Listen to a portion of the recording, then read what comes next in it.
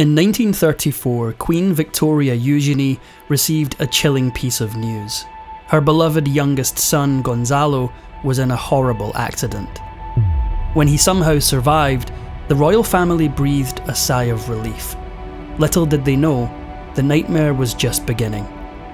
Gonzalo may have appeared to be fine, but within a few days they realised something was horribly, horribly wrong.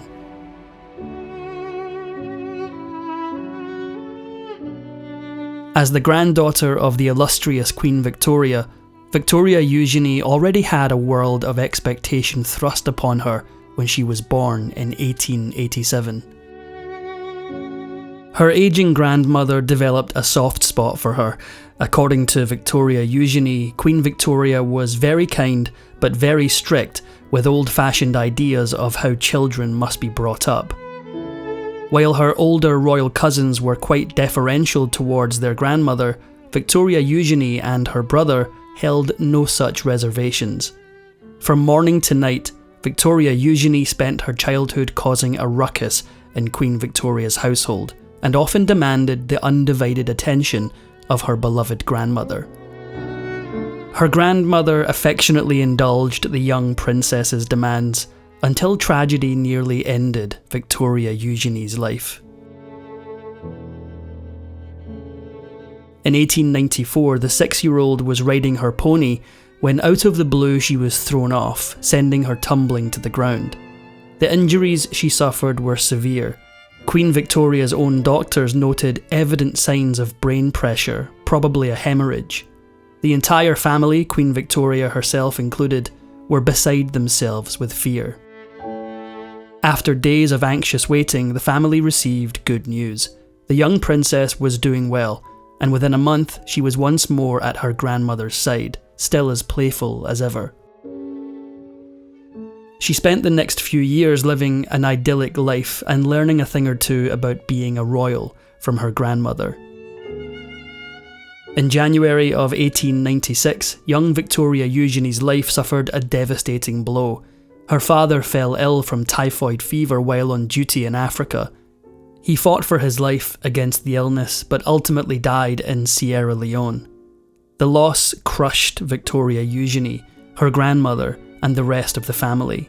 But the most devastating reaction came from Victoria Eugenie's mother, the newly widowed Princess Beatrice. She suffered terrible mood swings after the funeral. She bounced between being in tears, to being in a blind rage, to suddenly obsessing over minor household details.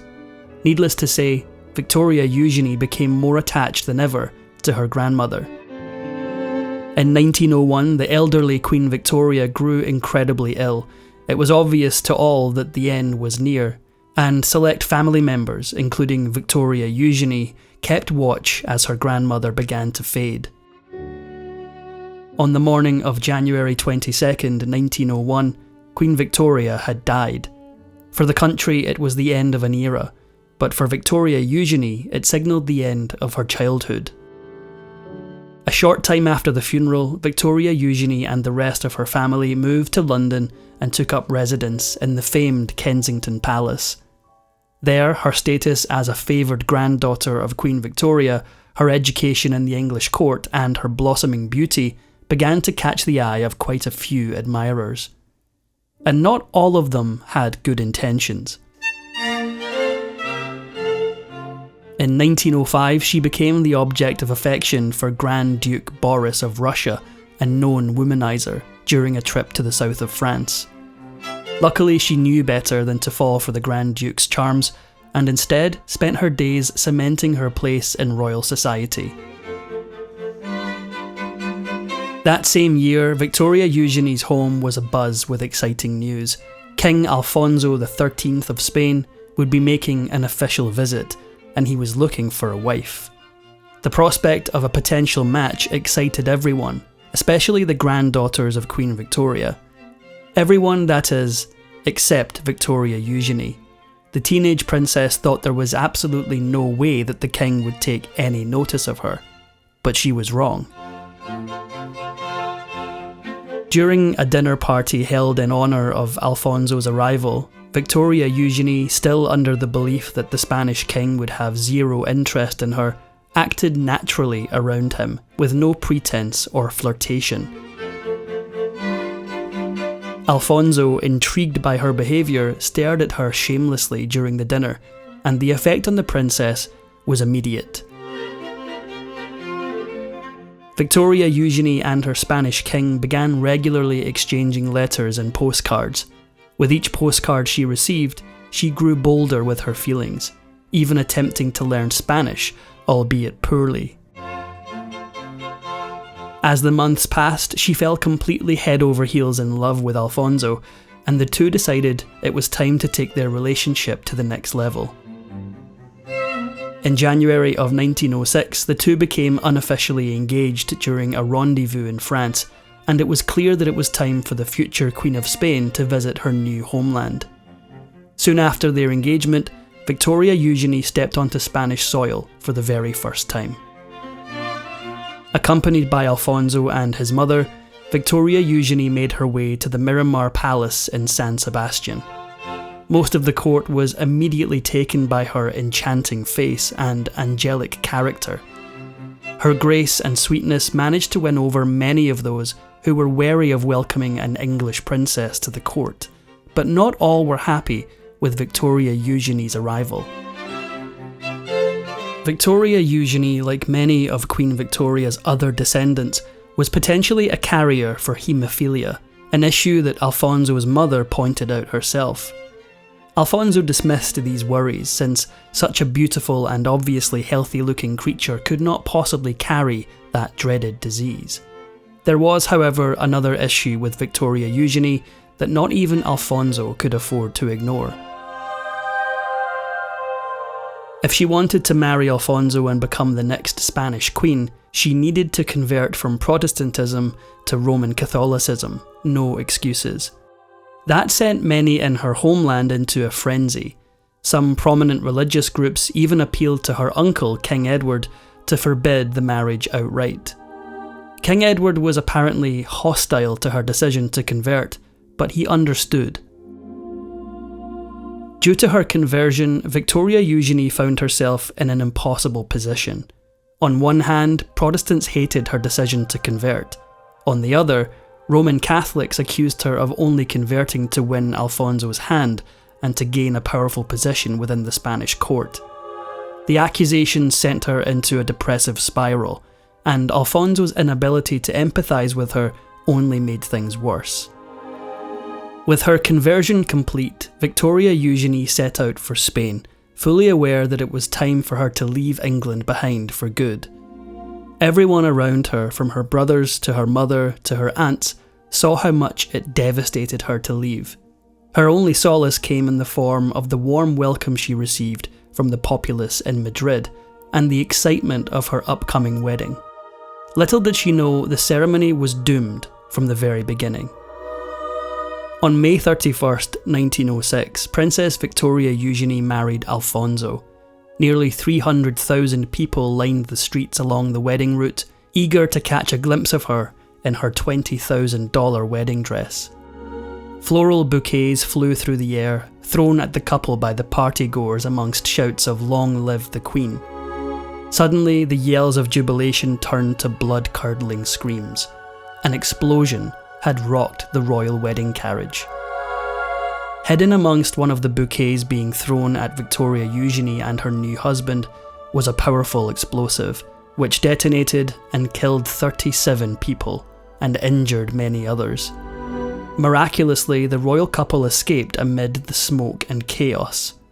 The blood of a guard soaked Victoria Eugenie's wedding dress, but she refused to be shaken by the gruesome sight.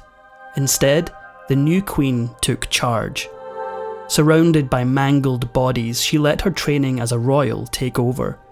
She saw to it that the servants and guardsmen around her were safe and unharmed before moving on to the royal palace.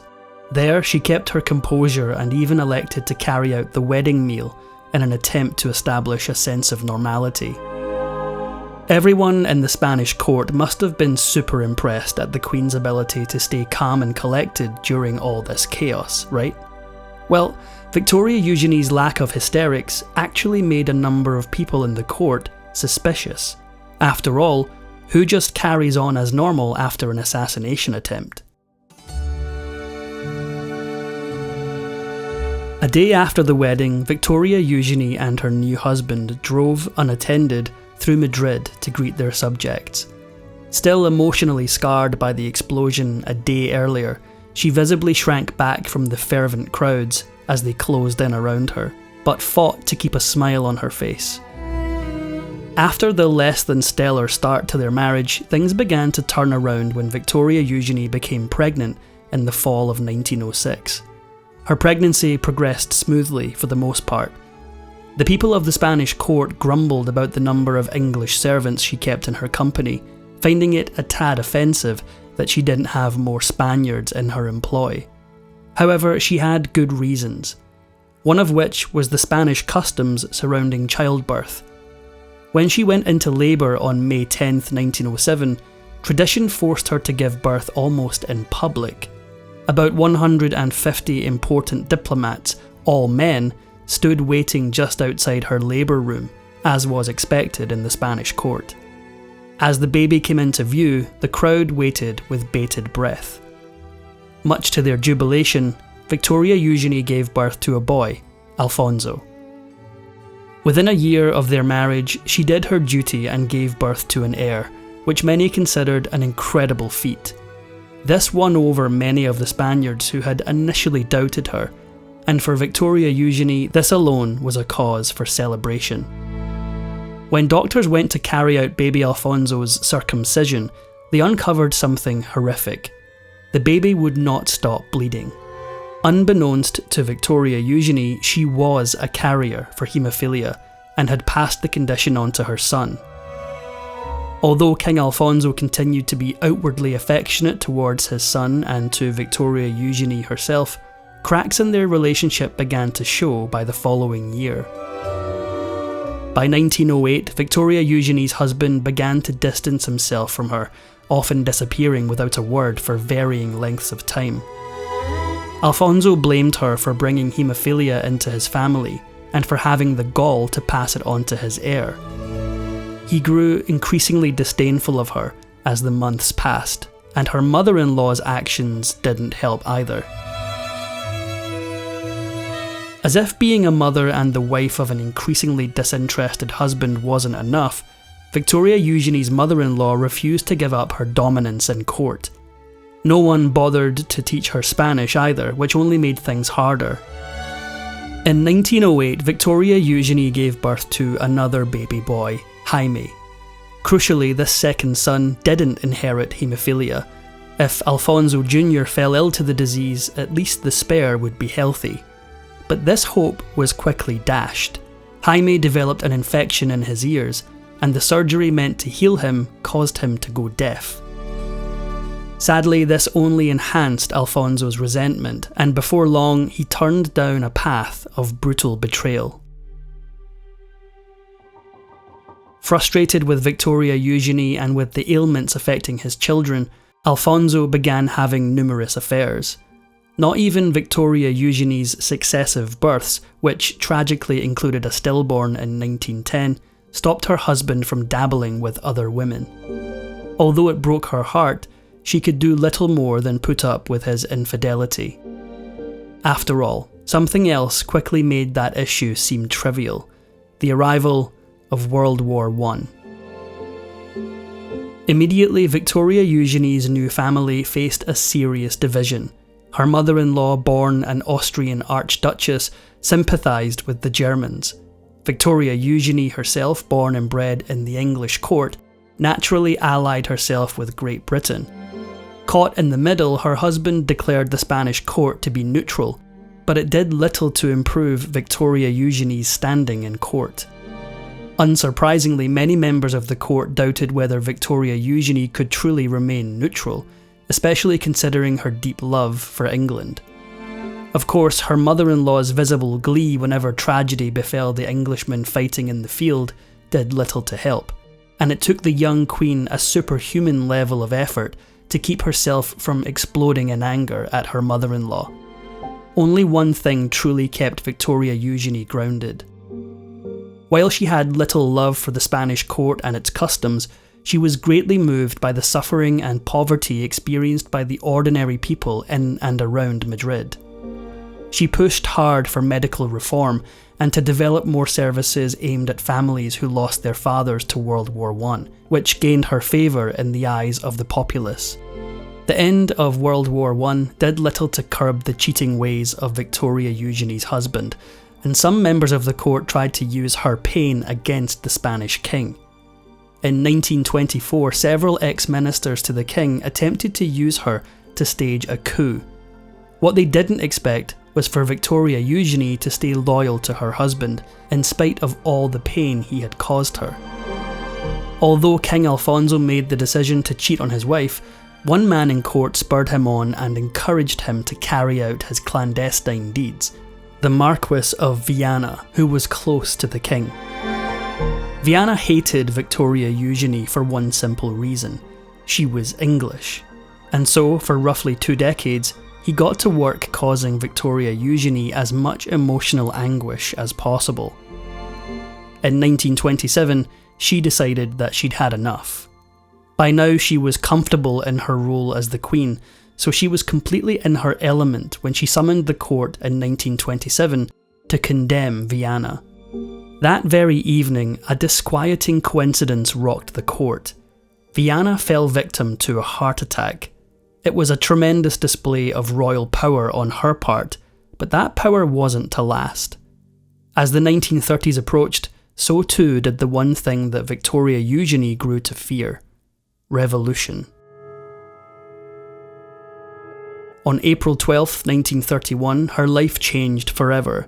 A vote was held regarding whether the country should keep or abolish the Spanish monarchy.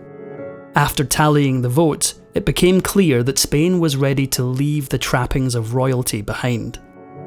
Victoria Eugenie's husband left first for France, leaving her and their children behind to pack what they could. The crowds outside the castle grew menacing. In the middle of the family packing, a truck began smashing into the gates. Spurred on by the urgency of the situation, Victoria Eugenie and her family finally left their home behind. They were now in exile. Victoria Eugenie and her children arrived in Marseille, where they were practically mobbed by a happy and jubilant crowd of people. They met up with her husband and continued on to Paris, where everything came crashing down. Alfonso was at the end of his tether, frustrated with his exile from Spain, and still angry with Victoria Eugenie for passing haemophilia onto his children. He accused her of an egregious act that finally caused her to snap. He accused her of an affair with the Duke of Licera, one of her old friends. The accusation pushed Victoria Eugenie over the edge. In response, she flat out told her husband that she never wanted to see his ugly face again. It was time for her to carve out a new life for herself. Now separated from her husband, she continued to live out her own life, but it was still marred by tragedy. Her eldest son fell in love with a Cuban commoner and married her against his father's wishes. In the summer of 1934, Gonzalo, her youngest son, fell victim to a car accident. Although his injuries were minor, he was a haemophiliac and succumbed to internal bleeding. 4 years later, Victoria Eugenie's eldest son suffered an eerily similar fate when he too lost his life to minor injuries inflicted upon him during a car crash. As if that wasn't enough, life had yet another devastating loss in the cards for this grieving mother. In January 1941, King Alfonso grew critically ill. When it became clear that he wasn't going to make it, Victoria Eugenie and her children went to be by his bedside. On February 28th, he was gone, and the grief nearly overwhelmed her. Despite their tumultuous love story, Victoria Eugenie still mourned the loss of her husband. And when her time came on April 15th, 1969, she was eventually buried next to her husband in the royal vault just outside of Madrid.